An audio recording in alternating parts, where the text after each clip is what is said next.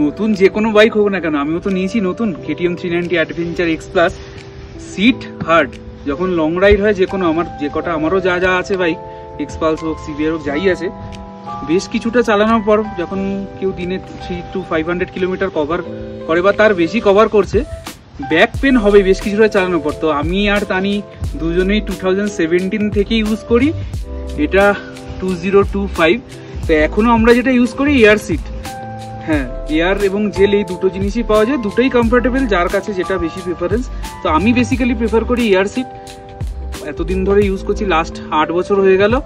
আমার কিন্তু বা আমার পিলিয়ানের তানি দুজনের কিন্তু কোনো প্রবলেম আসেনি লং রাইডে। সে KTM কেন, যে কোনো বাইক হোক, যার সিট যতটাই হার্ড হোক না কেন, এন্ড অফ দ্য ডেতে যে ব্যাক পেনটা হয় সেটা কিন্তু 100% রিলিফ হয় না, 80% রিলিফ হয়। হ্যাঁ, অনেকেই ভাবে 100% হয়ে যাবে, না, 80% রিলিফ করে আর রাইডটাকে কমফোর্টেবল করে। তো যদি মনে হয় যে হ্যাঁ কেউ লং রাইডের জন্য কমফোর্টেবল কিছু চাইছে, তাহলে এয়ার সিটের থেকে বেস্ট অপশন হয় না।